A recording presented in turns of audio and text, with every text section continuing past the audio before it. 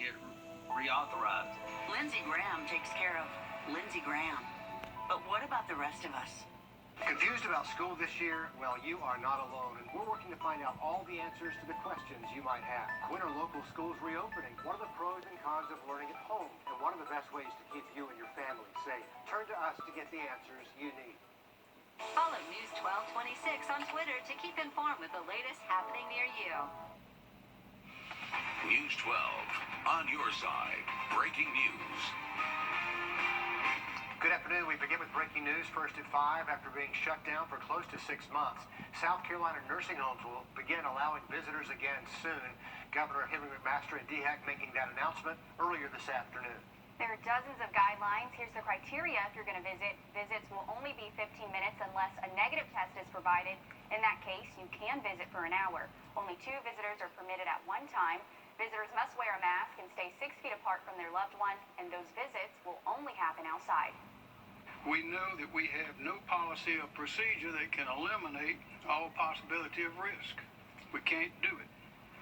But the time has come, based on what we've learned, what we've experienced, to reunite our family members, loved ones, and caregivers. So nursing homes will have to meet all those qualifications first, and after months of not seeing family members in nursing homes, that is tough. So we look at what this means for nursing homes in our area. Will Rio spoke with them about how they plan to make this all work.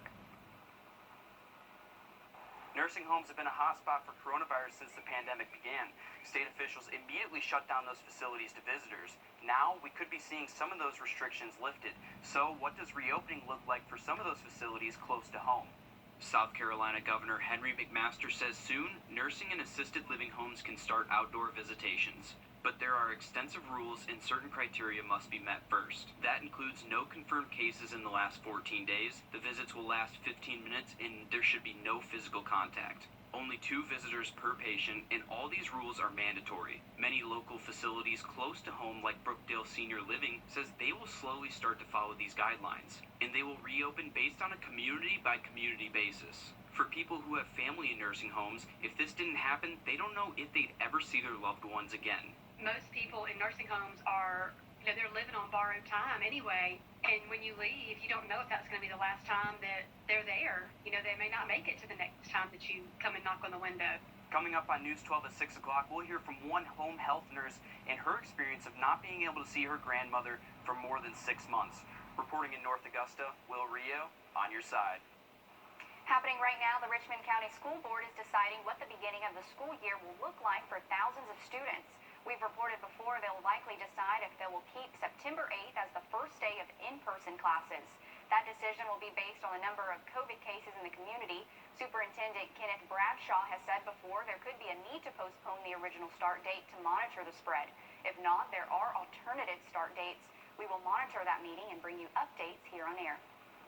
To weather now as we take a look at over Wheeler Road. Riley, it looks like a nice day to be outside. Yeah, we've got a couple days in a row now of some fairly dry conditions through the afternoon. Most of us are dry again today, and we've tracking a few tiny little showers out there, but with the lack of wind shear, with the lack of turning and twisting in our winds in the upper levels, there's nothing really to hold them together. So as soon as they pop up, they just kind of fizzle out. If you do see rain today, you'll likely be one of the lucky few, and it'll help cool you off, and I think we would all like that right about now. We are tracking one tiny little downpour between Williston and Blackville right there in northern Barnwell County, right along 78, just north of Farrell Mill, just north of downtown Barnwell.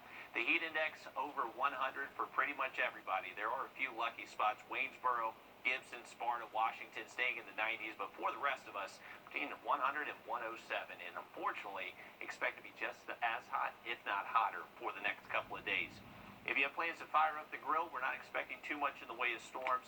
Not completely zero, but I am anticipating most of us stay fairly dry. Just going to be very hot this evening. Take a look at some higher storm chances for the weekend coming up. New this afternoon, a man is charged with manslaughter after a gun cleaning accident kills a woman. This is John Ansley. He turned himself in today on involuntary manslaughter and reckless conduct.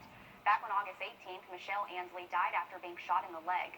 Thompson police say Michelle Ansley died after John Ansley shot her while cleaning his gun.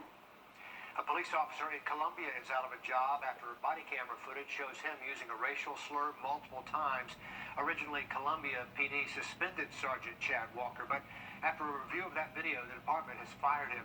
All this happening Saturday night when Walker was enforcing an order at a bar. Walker got into a heated exchange with a man where Walker was heard repeatedly using the N-word. The firing update came last night as protesters gathered outside the State House. It's about time. It's about time that we get heard.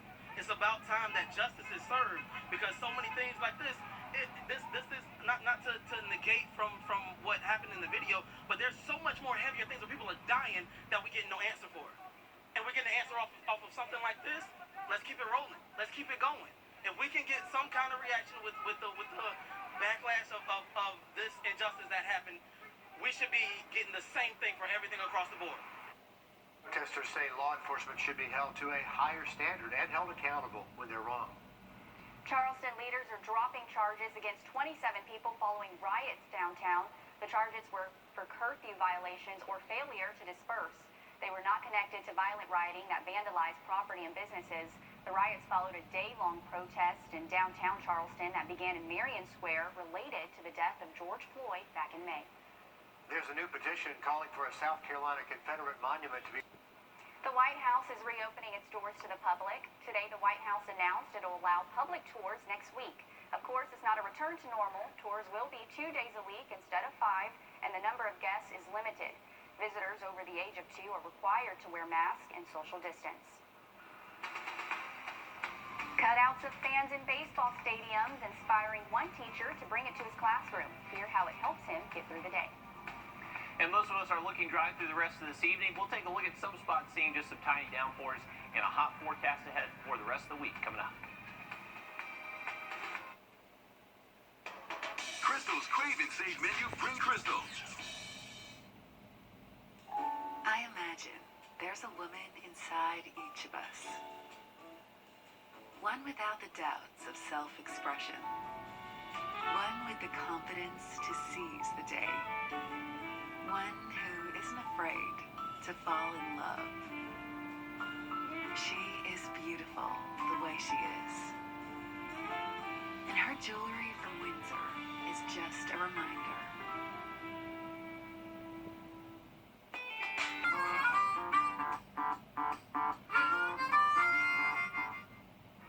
Well, if it's good enough for pro sports, it may be good enough for the classroom. A teacher in Virginia loved the idea of pictures of fans filling the stands at ballparks. So now he's applying that to his classroom. Zach Dahlheimer has the story.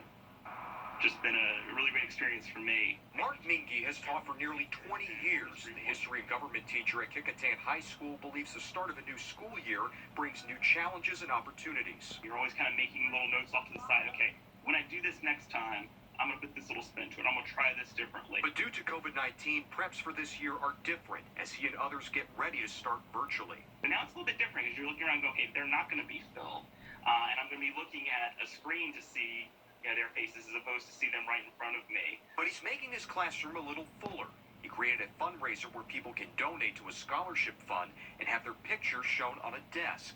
Mingy says the idea came from being an avid sports fan. You started to see these images on screens various places, or then the transition to cardboard cutouts of people in the stands. The more I thought about that, the more I thought, hey, if I'm going to be in my classroom and I want there to be people around me, the best thing to do is try to emulate that in some way. So far, he says many friends, alumni, and current students have taken part. We're used to as teachers having each one of those seats filled.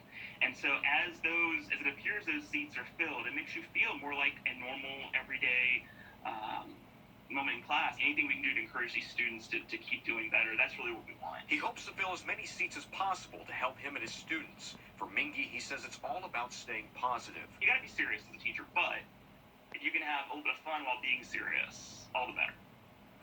But a neat idea there. I was actually paying attention to the pictures the students sit in, and they all seem, to be smiling and paying attention. I'm surprised none were just had funny faces or maybe asleep. Or, yeah, I didn't see any dogs or cats either. Yeah, nobody's pet showed up in class to represent them. So good idea. If it helped the teachers have a little more interaction, then we'll try it. Everything's new, and we're trying all kinds of different things these days. Let's have a look outside, can we? This is our look at Aiken on a nice afternoon. It is hot, it is humid, it is now September. Riley? Finally September, Richard. Unfortunately, our temperature is going in the wrong direction for us. We are expecting some relief, though, by this weekend, getting back closer to normal, but for the foreseeable future, staying pretty hot around here and fairly low rain chances. Most of the rain staying off towards our west, closer to where this stalled boundary is, bringing severe weather across central Arkansas, and actually all the way down to the Dallas-Fort Worth area. For us, most of us have stayed dry once again. Yeah, so fairly rare scenario with multiple dry days for a lot of the CSRA. The storms we've been tracking, they just don't last all too long. And I call them storms. They're more showers. We haven't seen any storms today, just showers. No lightning with these. They pop up and then fizzle out fairly quickly. So if you do see rain today, shouldn't last all too long. It should be a minor inconvenience for you. If anything, it would help cool you off, which I think a lot of us would like to do about right now. Take a look at how calm it is over the Savannah River here, courtesy of EarthCam. Barely any wind around the Augusta Metro, and you can see that on the river here, just looking like glass.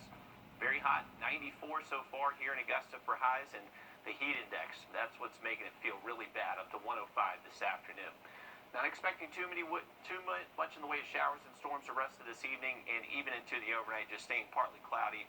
That should help keep our lows generally in the mid-70s overnight. For your Wednesday, expect to be even hotter than today, going with actual highs in the upper 90s, very low rain chances once again, and with the humidity factor into that 97, we're anticipating heat index values possibly as high as 109 in some spots. Thursday into Friday, it's going to stay elevated, well above normal heat and humidity for this time of year. By the weekend, we finally start to drop off closer to our seasonal norms as a cold front does start to head our way in. That front is going to increase our storm chances as well. So unfortunately, this dry stretch happening during the work week instead of for the weekend for us. Now, it's not looking like a washout this weekend. Just be prepared for our usual summer activity, pop-up storms into the afternoon.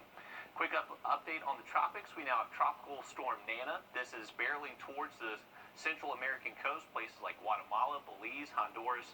They're going to have to endure the brunt of this storm, and it possibly could become a hurricane before landfall. We also now have Tropical Storm Omar. So if you remember talking about Tropical Depression 15 yesterday, that did develop into Omar with the latest 5 p.m. update from the National Hurricane Center. The next few days, not going to change all too much around here. Just staying very hot, well above normal. A lot of humidity as well. Any weekend plans, just be watching out for a few passing storms in the afternoon. Riley, thanks very much. It can be easy for the pandemic to get you down, but one local artist says it's actually inspiring her, how she's staying creative after the break. You know it's coming. So come see for yourself, Whiten Road in Evans. So think back over the last 6 months. Have you been using it as a time to get to know yourself better, maybe learn new things about your own lifestyle? A local artist says that's what she's been doing, and it's evident in her work. Tradisha Woodard has her story. The pandemic has slowed things down for many artists, which means a lighter workload and less social interaction. I just kind of felt in my heart that I just needed to keep painting. But that didn't stop Tiffany D. Herrera from picking up the paintbrush, bringing splashes of colors and designs to an empty canvas. When I am painting, it sort of seems like everything in my life just like lines up. It allows me to really like fully express myself, my like soul a little bit. Allows me to let out my visions and my ideas. Visions and ideas that were bottled up inside. But when roads are empty and businesses are closed, it brings out self-reflection and hidden emotions in her work. Had I continued with like the hustle and bustle of everything, I may not have like gotten to such a place of clarity. It allowed me to really like slow down and sort of look at things in my life that maybe I was ignoring, things that I was avoiding. She says when painting, life flows much better, and it has allowed her to tap into a life of acceptance, a life of transparency, and a life of intense art. It definitely allows me to tap into something within myself that I can't get to in any other time or any other place. Tradisha Woodard, on your side. Let's talk about those paintings and that self-portrait. Unbelievable. Really great work. So great. Yeah, I'm glad to see she's using this time constructively, and we should all take a lesson from that. You know what? True. Expand your horizons. Love that. Let's check in now with Chief Meteorologist Riley Hale. Hey, anyone heading out to take those dogs on a walk, be sure to check the surface of that concrete and asphalt. Very hot out there this afternoon and continuing to stay hot the rest of the week. Have a look at that 7-day coming up.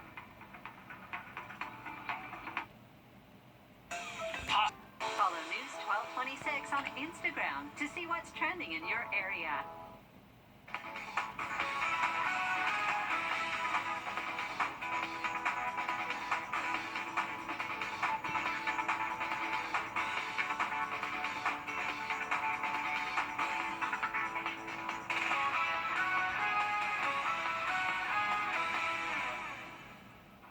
If you have any plans to step out over the next few hours, not looking like you're going to encounter too much in the way of rainfall. Most of the area is looking dry through this evening, and everybody should remain dry overnight.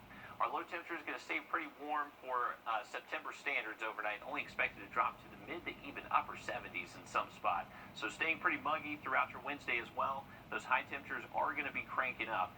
Now, the saving grace tomorrow is that we could see some slightly drier air mixed down from the upper levels, which hopefully will lower our humidity a little bit, but still, nonetheless, folks, just very hot for the beginning of September.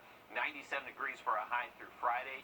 By the time we get to the weekend, that's when we start to see those storm chances increase, and that's going to drop off our high temperatures as well. So that front, as it just kind of reaches our area, a little bit extra lift to produce some storms, but not necessarily a washout. So don't cancel your weekend plans just yet. Looks like it should just be kind of pop-up activity later in the day. Riley, thanks very much. The news continues right here on News 12. We're back in 3 minutes with more.